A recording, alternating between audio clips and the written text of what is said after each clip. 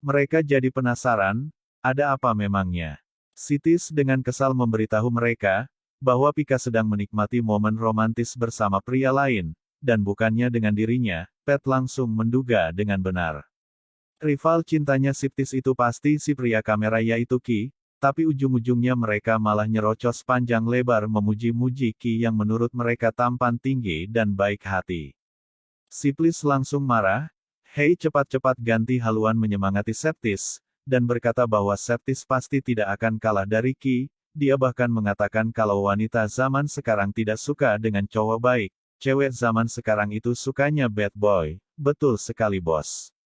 Terutama bad boy seperti muka Tapet, dan karenanya dia menyemangati Septis untuk tetap mempertahankan sikap baiknya itu, agar Pikang jatuh cinta padanya. Kesal dengan nasihat dan tuduhan mereka, Septis langsung menghajar mereka sampai mereka kapok.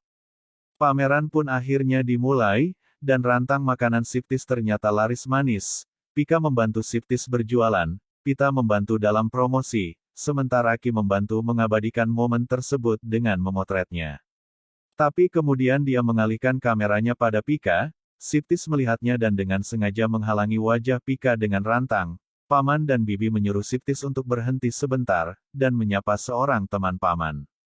Dia memuji-muji kerja bagus Septis, dalam menangani pameran tahun ini yang berbeda dari tahun-tahun sebelumnya, dan sukses menarik lebih banyak pengunjung.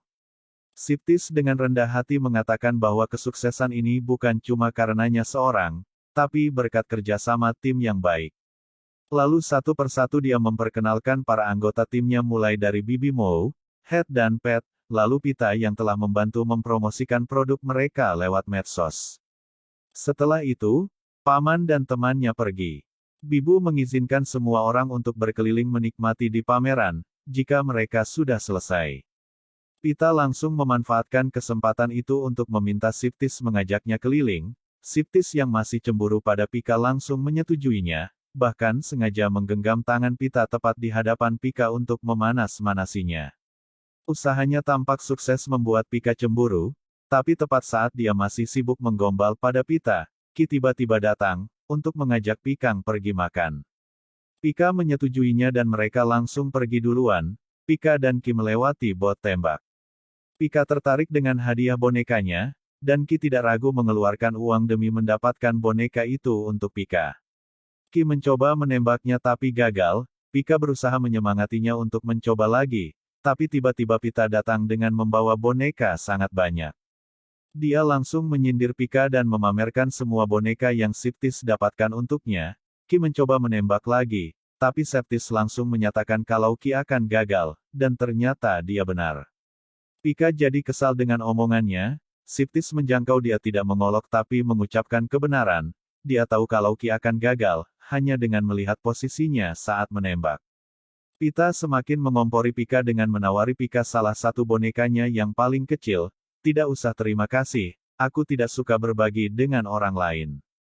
Pita lalu pergi untuk menaruh semua boneka itu ke mobil, tapi dengan sengaja dia menyenggol Pika kayak berusaha menenangkan Pika, lalu pergi untuk membelikan minuman untuk Pika. Bertekad untuk mendapatkan boneka itu, Pika akhirnya berinisiatif untuk menembak sendiri, tapi dia malah jadi makin kesal karena tembakannya gagal.